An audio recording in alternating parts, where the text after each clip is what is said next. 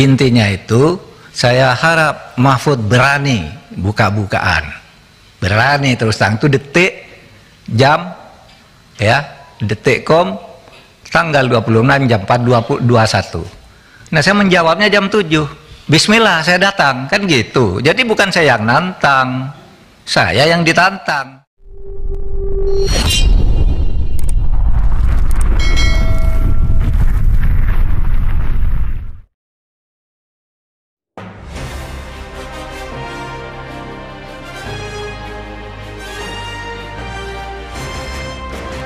Rakyat bersama Mahfud MD, nyalakan api revolusi Indonesia.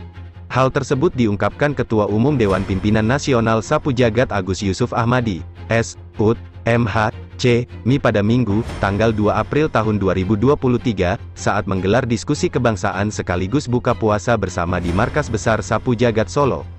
Agus Yusuf, dalam keterangan persnya mengatakan, ungkapan Pak Mahfud MD tentang korupsi yang sudah merajalela di negeri ini memang begitu kenyataannya. Dari birokrasi pusat, provinsi, kabupaten, kota dan bahkan saat ini sampai birokrasi desa, bukan rahasia lagi, rakyat pun tahu. Keresahan itu dirasakan sama antara hati nurani rakyat dan naluri Pak Mahfud. Saat ini rakyat sudah menunggu sosok pemimpin yang berani menjadi penyambung lidah rakyat Indonesia, yang berani menjadi pemimpin besar revolusi Indonesia, jelas Agus Yusuf, yang diketahui juga sebagai Direktur Eksekutif, DPP KRIS, Komite Ekonomi Rakyat Indonesia. Yusuf juga mengatakan, langkah tepat Ketua Komite Pencegahan Tindak Pidana Pencucian Uang Mahfud MD dalam mengusut secara tuntas kasus dugaan TPPU sekira 349 triliun rupiah di Kementerian Keuangan, Kemenkeu. Jika temuan Menko Polhukam sekaligus Ketua Komite Pencegahan Tindak Pidana Pencucian Uang tidak bisa dibongkar, apalagi kritikan rakyat biasa yang sampai hari ini sudah bisa menilai dan mengamati parahnya korupsi di negeri ini, ucapnya dengan lantang. Skandal dugaan korupsi besar-besaran di semua lini birokrasi negeri ini dari pusat sampai desa-desa, sebenarnya rakyat sudah tahu tentang semua itu, rakyat siap menyambut Mahfud MD menyalakan api revolusi, paparnya. Bung Yusuf juga menjelaskan, jika penyelenggara negara merasa tidak nyaman dengan langkah-langkah yang diambil Mahfud MD berarti ada indikasi menjadi bagian yang korup. Rakyat bersama Mahfud MD pembuka pintu gerbang revolusi Indonesia, revolusi birokrasi, dan revolusi semua lini penyelenggara negara yang bebas dari korupsi. Pak Mahfud MD tidak sendirian, jutaan rakyat bersamamu, akademisi, mahasiswa, santri dan seluruh elemen bangsa mendukung penuh Mahfud MD tabuh genderang revolusi Indonesia, demi bangsa dan negara, tegas Agus Yusuf dalam diskusi menyikapi perkembangan bangsa Indonesia menyambut tahun politik 2024. Kebenaran dan keadilan harus ditegakkan, lawan segala bentuk neokolonialisme dan neoimperialisme di negeri ini.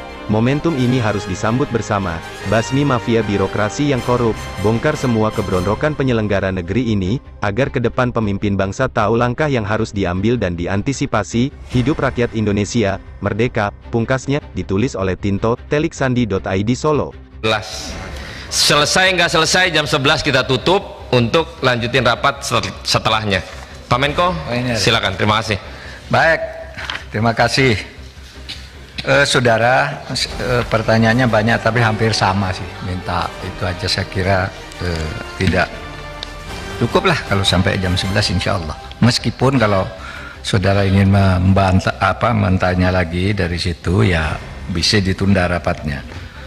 Saudara, saya ingin klarifikasi dua hal dulu.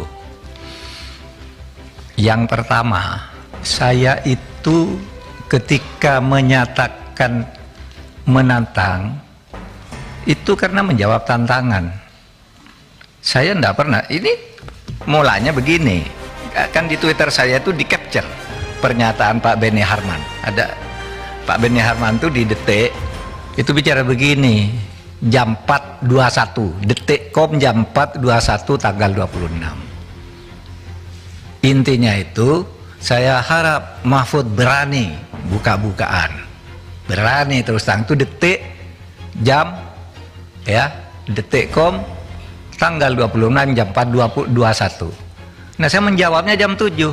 Bismillah, saya datang, kan gitu. Jadi bukan saya yang nantang, saya yang ditantang. Ya saya jawab. Jadi jangan dibalik gitu. Masih ada kan di Twitter, dilihat. Saya tuh kan mengcapture Pak Beni, bukan saya yang bukan saya yang mulai. Saya enggak, saya diem aja. Tapi ditantang gitu kan, ya datang, harap datang juga Pak Arteria, Pak Arsul, karena ini kan yang terus terang pada waktu bicara keras saya katakan mengancam, kan ada di video. Saya ingatkan Ketua PPATK, ini berlaku bagi Menteri, bagi Menko, ancaman hukumannya 4 tahun. Kenapa? Karena satu, ngomongkan ke publik nggak boleh. Saya bilang, saya siapa yang ngomongkan? Ngomongkan itu kan ada ukurannya, identitas, iya kan? Identitas akun kan itu ada ukurannya. Ngomongkan, saya ngomongkan agregat. Nah, satu, kalau soal agregat sudah tidak sepakat, tetapi itu bukan membocorkan.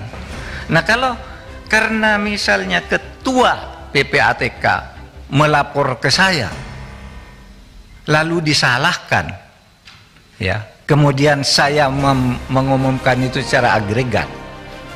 Ini si Ketua, jangan nanti dulu Arteria, biar beliau jawab sampai jam 11. Kita nggak ada interupsi. Ya, oke. Kalau karena jam 11 lagi. Kalau karena dia melapor ke saya lalu saya umumkan agregat, lalu diancam hukuman, harusnya karena kenapa? Dia laporkan harusnya ke Presiden, karena PPATK ini langsung bertanggung jawab Presiden.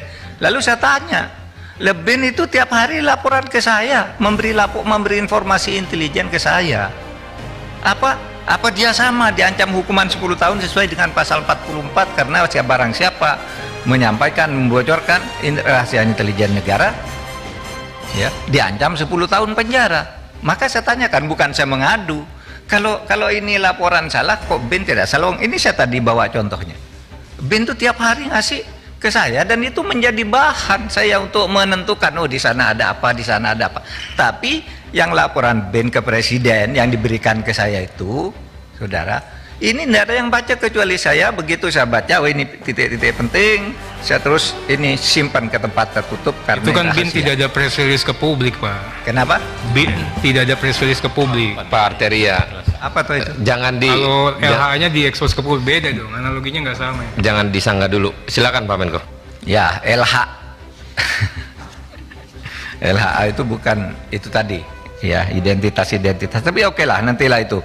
Kemudian saudara, saya bicara Markus, ya, saya bicara Markus.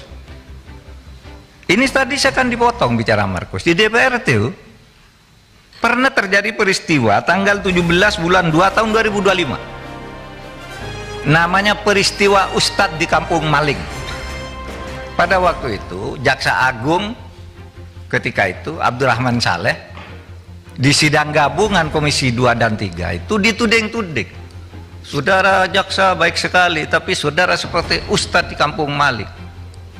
Di kejaksaan tuh kotor semua. Ini ada, nanti di googling aja, di googling. Peristiwa itu jelas. Lalu jaksa-jaksa marah, kurang ajar kamu, katanya kepada anggota DPR. Kurang ajar kamu. Kami dianggap maling, ini dianggap Ustadz. Kamu kalau ngurus-ngurus perkara, habis marah-marah gini ngurus perkara. Nitip pejabat, nitip ini. Itu kan tadi saya katakan begitu. Tapi terus dipotong. Bukan DPR sekarang, DPR yang lalu.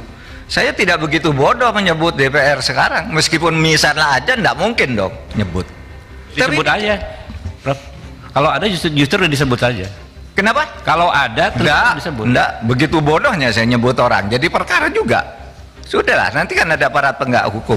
Saya sahabat tadi kan saya dulu bahkan saya nyebut Pak Beni, mungkin waktu itu ada karena waktu itu sidang gabungan Komisi 2 ke Komisi 3 Pak Jaksa Agung dituding-tuding, wah kejaksaan Pak Abdurrahman Saleh itu Ustadz di Kampung Maling gitu loh. Lalu ribut. Siapa yang ribut tuh? Ahmad Lasso, ya, Ahmad Lopah Lasso, ya, iya kan, yang berdiri waktu itu. Kurang ajar kamu, bisanya nitip perkara di sini marah-marah.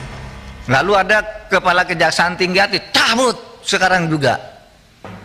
Lah itu jejak digitalnya masih ada, saudara.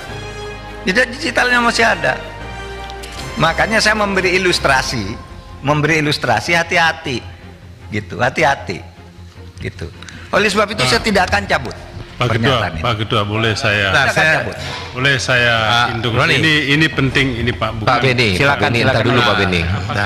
Kita mendengarkan ini waktunya mepet. Bukan, enggak apa-apa. Ini jangan, udah nanti dulu Pak Beni. Oke, Biar selesai dulu. Sekarang saya jawab materinya. Enggak gini teman-teman, kan tadi kan sepakatnya bila dijawab untuk diselesaikan dulu. Kan kita masih panjang rapatnya.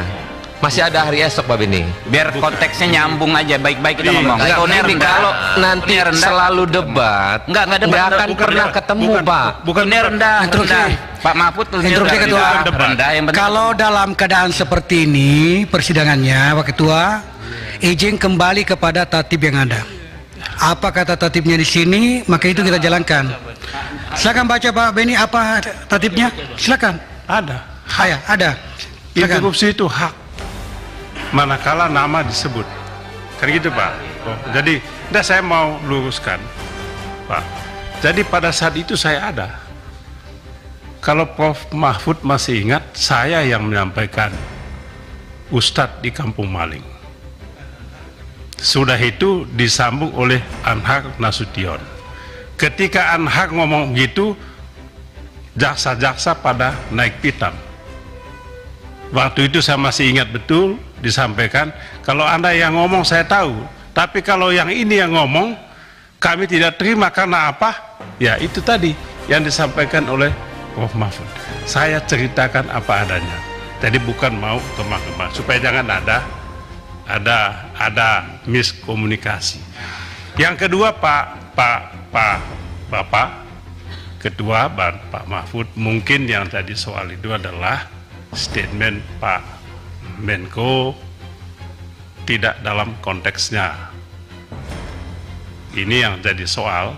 Jadi ketika Pak Menko mengatakan anggota DPR banyak jadi Markus, memang sangat sensitif. Jadi maklum saja kalau kemudian banyak reaksi begitu. Jadi kalau tidak dijelaskan dalam konteks, ini kan potong-potong Pak. Ini saja di Twitter aja dipotong-potong, banyak anggota DPR jadi Markus kata Pak Mahfud. Ini kan tadi enggak itu saja Pak. Oke. Jadi supaya kita tidak ada. Terima kasih banyak. Kalau judul berita Pak, saya aja digambar di borgol Mahfud ditangkap KPK, apalagi cuma judul kayak gitulah, tiap hari ada judul-judul. Ya baik, terima kasih. Jadi mohon dimaklumi, saya tidak bisa mencabut pernyataan itu karena sejak tadi saya bilang dulu pengalaman saya sama Pak Beni kan gitu, tadi saya bilang lalu dipotong, nggak boleh sebut sekarang, gimana gitu. Maka saya bilang kalau interupsi terus ya nggak bisa dong gitu. Baik, saya sekarang masuk ke materinya, sama aja kok materinya Bapak sekalian. Beberapa sebulan lalu ketika ada acara 1 Abad NU di Sidoarjo tuh, saya diajak pulang bersama oleh Presiden satu pesawat dari Surabaya. Karena apa? Membahas indeks persepsi korupsi. Presiden pada waktu itu agak marah. Kenapa indeks persepsi korupsi kita tuh turun dari 38 menjadi 34. Saya lapor ke Presiden, saya sudah ngundang Transparansi Internasional. Saya sudah ngundang Litbang Kompas, saya sudah ngundang partnership, minta data kenapa ini turun. Gitu. Saudara, apa turun? Itu kita yang turun itu di bidang pelayanan publik dan terutama korupsi di bea cukai dan perpajakan. Clear itu penjelasannya. Yang kedua, facilitation payment. Di dalam pelayanan publik di berbagai tempat itu, orang sekarang Pak bayar, mau naik pangkat bayar ke siapa, kalau enggak punya channel itu enggak bisa. Itu transparansi internasional. Sehingga saya katakan Bapak Presiden, ini masalahnya yang paling besar itu ada di situ. Lalu korupsi di mana lagi? Maaf, di DPR. Baca aja di situ. Kenapa? Wah, di situ transaksi berbagai urusan juga banyak di situ, karena banyak yang berfungsi ganda, punya profesi di luar, ya di anggota DPR. Untuk menghidupkan profesi luarnya, menggunakan kedudukannya sebagai anggota DPR. Itu clear. Saudara kalau tidak percaya undang saja, itu Transparansi Indonesia. Gitu. Nah, itulah sebabnya saya tuh sejak itu lalu ini pajak dan bea cukai ini masalah. Sehingga kalau saya kok punya latar begitu ada kasus Alun, lalu tiba-tiba mula-mula ditetapkan apa nih? Pasal 351. Loh, kok pasal 351? Saya nengok anaknya. Mau pasal 51 itu kelalaian lah itu, bukan penganiayaan.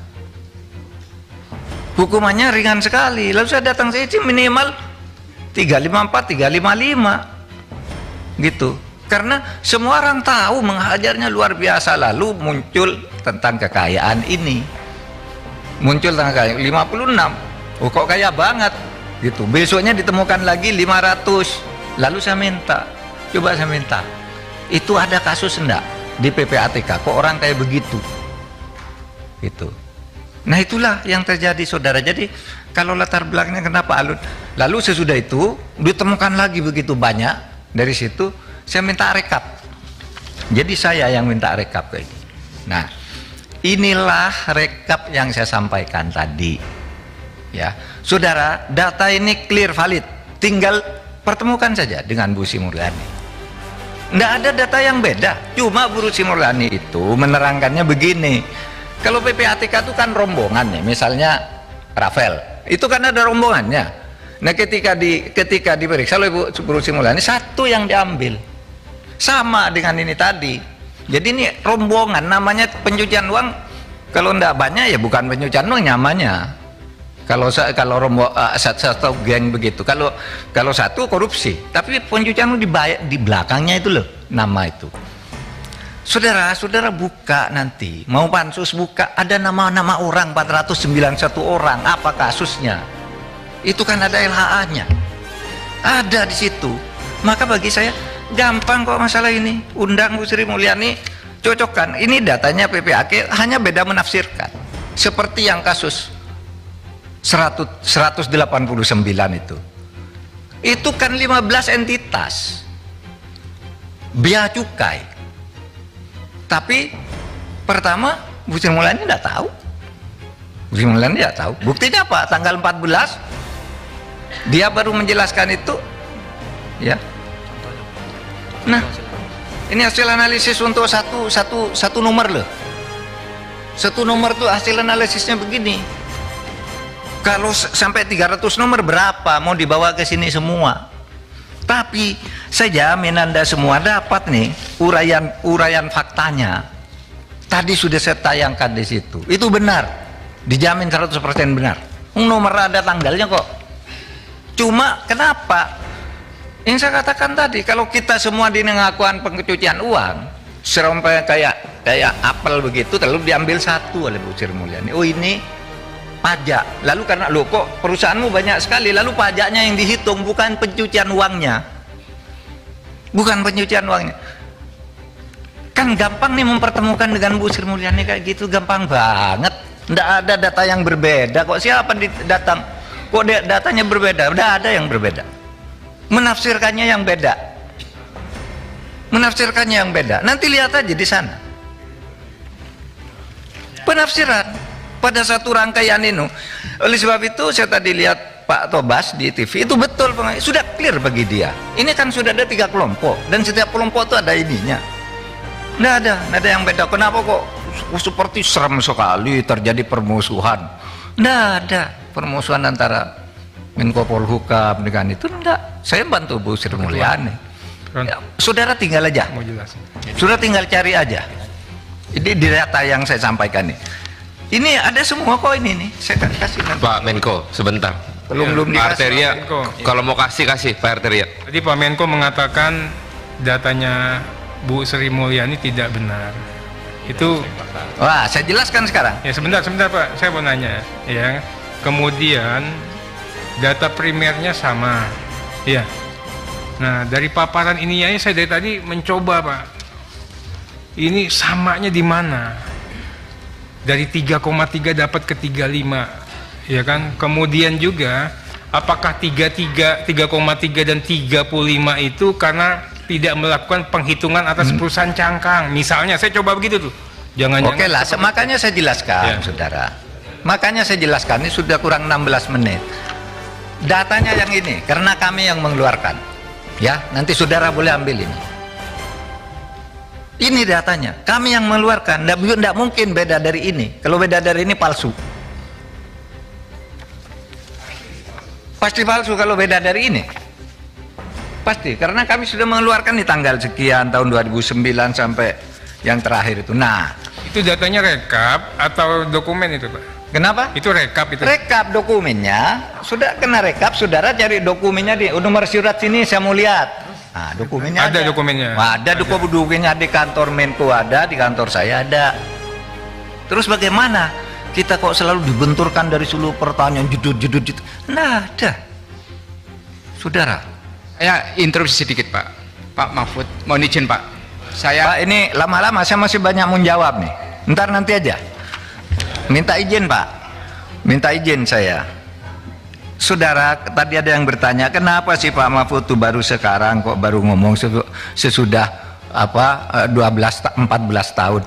Saya baru jadi Menko 3 tahun. Dan baru saya tertarik untuk membuka ini. Saya sudah ada kasus Rafael itu, saya minta rekapnya deh, siapa sih yang pakai pencucian uang? Hah? Enggak tertarik, karena enggak boleh kita buka itu. Nah saudara, enggak boleh buka yang itu, enggak boleh. Tetapi kalau saudara tanya rapat, kami ini 3 bulan sekali rapat nih dengan Pak Agus, dengan semua ini. Ini daftar rapat lengkap, bertemu kami, jangan dikira kami enggak bertemu. Apa pikiran kita tentang ini? Ketika bertemu, ternyata melaksanakan undang-undang tindak pidana pencucian itu sulit. Sehingga protes kita tuh apa? Kepada rapat itu. Kenapa sih tidak pernah membangun kasus? Sudah ribuan kasus ini kok tidak membangun kasus? Dikonstruksi kasus sendiri. Itu setiap rapat aparat penegak hukum menyatakan sulit, Pak. Ini harus ketemu ini dulu. Kalau ini ketemu harus ini selesai dulu. Itu betul.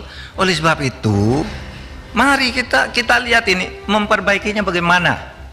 Gitu. Bukan salah. Itu diberi beban sekian orang, satu rangkaian orang pencucian uang saling kirim gitu. Bagaimana nih menegakkannya? Dan saya baru tahu ternyata sulit, bukan karena tidak mau. Lupa. Ada juga yang bilang, Pak, kalau kami suruh segani kami takluk, Pak. Nanti kami tidak punya dasar hukum karena yang ini belum ketemu. Tapi pencucian uangnya terlihat. Tapi yang ini utamanya saksinya masih hilang, ini masih macam-macam begitu, Pak. Nah, oleh sebab itu saya tadi usul undang-undang perampasan aset itu lebih mudah untuk mengatasi masalah begini. Bapak jangan bilang kita tidak ada kerjaan nih.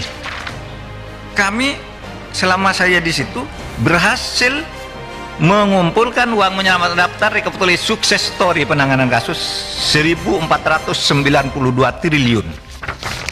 Ada daftarnya nih, mulai dari ACT, Asabri, BEC, Indosurya, Jiwasraya, judi online, Lukas NB, LH dan seterusnya.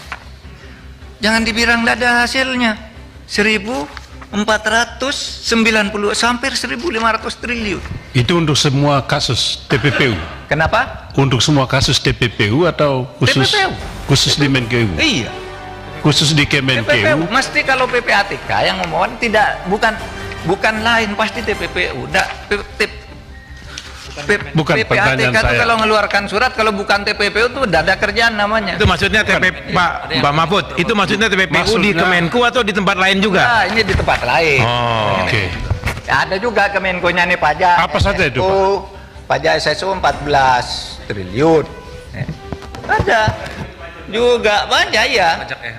Pajak EH dan sebagainya, banyak. Narkoba. Ini Pak. Tapi saya nak kemukakan ini tadi kenapa? Karena kita tidak bicara sukses story, bicara temuan. Karena ada kasus. Itu. Nah, baik. Pak isi Saudara Pak. sekalian. Pak Mahfud, itu uangnya ada enggak nyata itu uangnya? Kenapa? Uangnya ada itu. Lah ini putusan pengadilan, Pak. Iya, uangnya maksud saya, ini case, ini kasus. Lah iya dong, putusan pengadilan. Maksud Terus ya kita saya enggak ngitung. Putusan pengadilan ambil, freeze gitu. Itu sudah di freeze. sudah eksekusi, Pak. Oh iya, sudah divonis. Sudah ada yang dieksekusi, ada yang belum. Enggak. Uangnya belum. Lukas NMB misalnya, Lukas NMB. Kan kami ngumumkan sebuah data. Pertanyaan saya begini Pak Mahfud. Pertanyaan saya, ini kan di list ini adalah jumlah keberhasilannya TPPU itu. Apakah uang itu nyata sudah dikembalikan untuk negara maksud saya? Nyata karena sudah dieksekusi maksud saya. Ada yang sudah eksekusi, ada yang belum. Ada yang belum. Nah itu yang saya tanya. Oke. Itu yang saya tanya. Ada yang sudah, ada yang belum. Ya, ada yang sudah, ada yang belum. Ya. Kalau Bapak tanya, apakah uang sejak tahun 2009 sampai 2013 ada semua? Loh ini kan kasus. Ya semula ada di bank karena berputar terus, bisa ada, bisa bertambah, bisa kurang, bisa bertambah. Oleh sebab itu harus diusut. Gitu loh. Kok tadi berputar-putar pertanyaan gitu aja? Padahal sederhana loh. Cuma satu rangkaian anggur diambil satu, lalu ini pajak katanya, padahal ini yang banyak ini bea cukai. Nah datanya Bu Sri Mulyani salah iya.